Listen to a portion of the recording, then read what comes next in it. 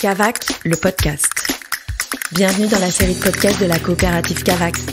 Des entretiens, des mises au point, des éclairages pour mieux comprendre la vie de la coopérative.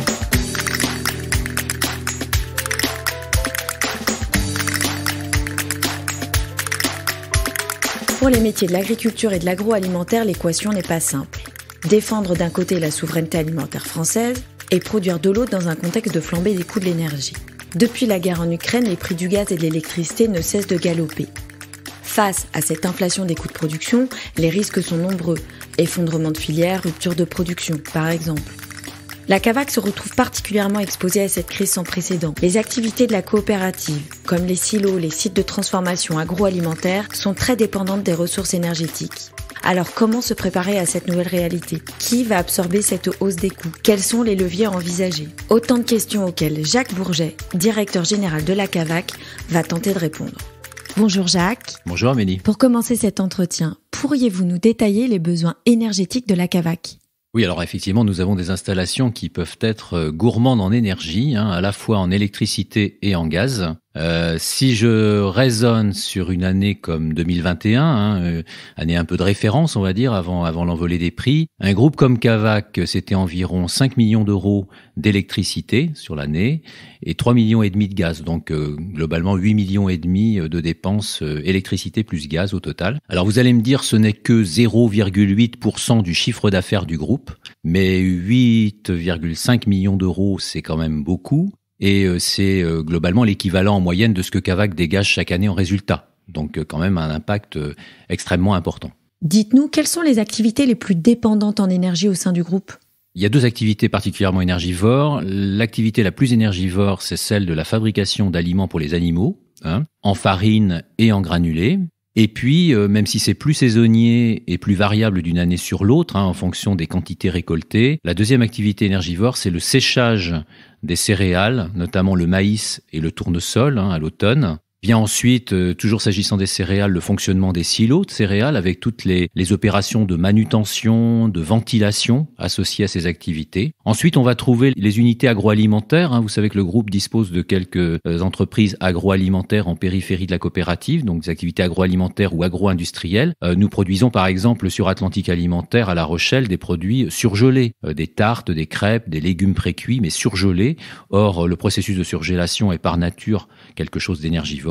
Et puis si je reste sur cet environnement agro-industriel, nous avons également l'activité d'isolant biosourcé, donc Biofib Isolation. Alors certes, sur cette activité, l'impact énergétique est significatif, comme dans toutes les usines, mais ce qui convient de dire quand même, c'est que nos produits à base de chanvre sont beaucoup moins énergivores que ne le sont les laines minérales, donc les laines de verre ou les laines de roche. Et donc le renchérissement de l'énergie rend au contraire nos produits plus compétitifs. Les prix de nos produits biosourcés ont tendance à se rapprocher des prix des laines minérales. Et donc c'est plutôt paradoxalement une bonne nouvelle pour nous que cette augmentation de l'énergie pour cette activité strictement de fabrication d'isolants. Vous voyez que les choses peuvent être d'une activité à une autre assez hétérogènes.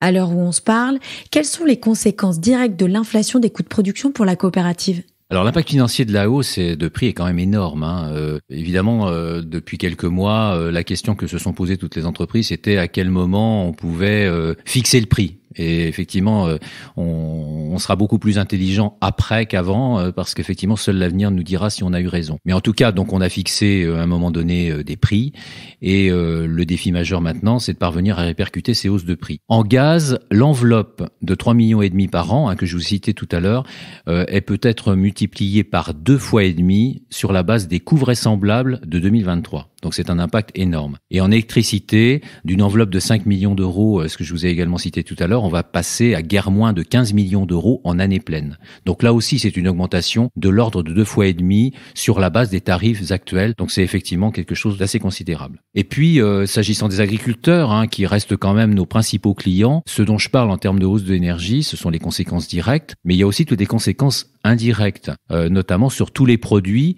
que nous ne produisons pas, mais que nous vendons à nos agriculteurs. Et c'est notamment le cas des engrais, dont les prix se sont littéralement envolés par suite justement du renchérissement de l'énergie et notamment du gaz. Alors heureusement, aujourd'hui en agriculture, les prix des céréales, du lait, de la viande sont bons et donc permettent d'absorber ces hausses de coûts, notamment de l'énergie. Mais il faut surtout espérer que ces prix des produits agricoles restent à des niveaux élevés, car ça pourrait vite tourner au scénario catastrophe si ces produits baissaient avec un prix de l'énergie qui restait accroché à des niveaux élevés. À ce moment-là, on aurait un effet de ciseau qui pourrait être assez dramatique. Donc voilà, aujourd'hui, en résumé, nous nous employons à répercuter les hausses de prix, parce que bien évidemment, on pourrait pas supporter sans pouvoir les répercuter. Là où c'est le plus compliqué, c'est plutôt sur les unités agroalimentaires qui vendent notamment à la grande distribution, parce que les négociations sont âpres, toujours compliquées et marquées surtout par beaucoup d'inertie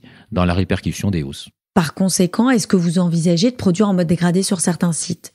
Nous n'avons pas prévu de réduire la production, nous n'en sommes pas là et j'espère qu'on n'en arriverons pas là. Par contre, c'est vrai que le premier chantier que nous avons ouvert, ça a été de chercher à optimiser les tarifs proposés. Alors nous avons pour cela accepté, c'est ce qu'on appelle l'effacement, la possibilité pendant un maximum de 25 jours cet hiver de réduire considérablement notre consommation à raison de 2 fois 2 heures par jour sur nos 11 sites les plus stratégiques.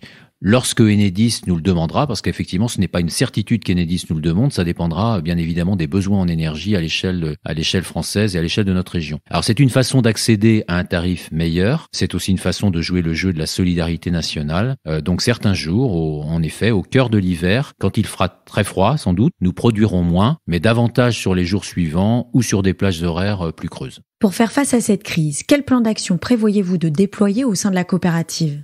Bon, tout d'abord, nous avons constitué un comité ad hoc au sein de la coopérative qui associe différentes compétences, une sorte de cellule de crise qui a pour mission d'identifier toutes les pistes d'économie d'énergie, ainsi que toutes les pistes qui pourraient permettre d'autoproduire de l'énergie en interne. Alors, en matière d'économie d'énergie, nous sommes déjà bien avancés en matière d'éclairage LED. C'est sans doute la chose la plus simple à mettre en œuvre et on avait déjà beaucoup amorcé ce processus avant. Nous aurons aussi très certainement à renouveler de façon accélérée certains équipements ou certaines motorisations trop énergivores. Et puis, économiser de l'énergie, c'est aussi travailler notre offre produit. Si je prends par exemple le cas de la nutrition animale, on sait que c'est l'étape granulation qui est la plus énergivore. Et donc, sans nul doute, on doit pouvoir davantage promouvoir en élevage des produits en farine grossière, par exemple, pour les ruminants, ou bien des mélanges d'aliments composés de céréales, graines entières pour les volailles. Bon, là, ça devient peut-être un peu technique, mais bref, nous avons capacité à engager dans une dynamique vertueuse des éleveurs qui peuvent être prêts, de leur côté, à changer leurs habitudes dès lors qu'on leur propose des produits alternatifs.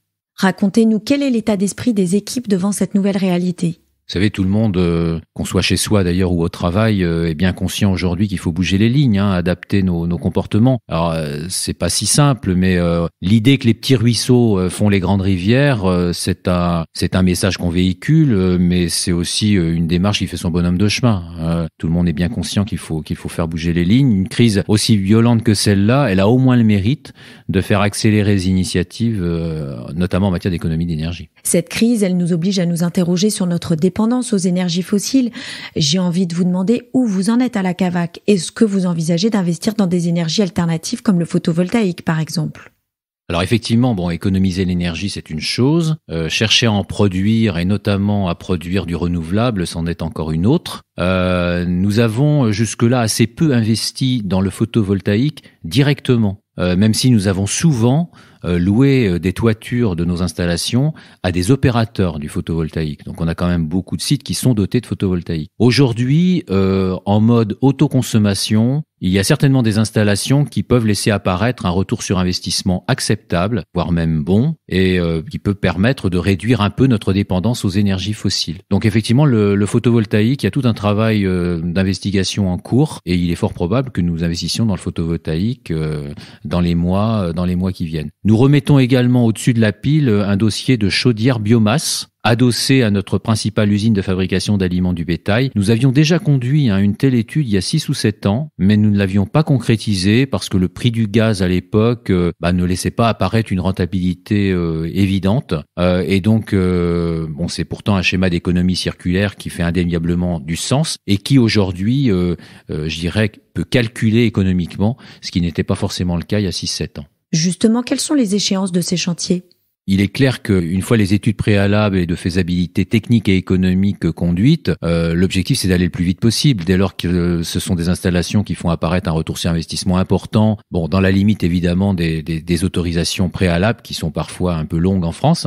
En tout cas, ce sont forcément des dossiers qui seront privilégiés à d'autres dans le contexte actuel au sein de notre programme d'investissement. Et comme je le disais à l'instant, c'est quelque part le côté positif d'une crise que de faire bouger les lignes un peu à marche forcée.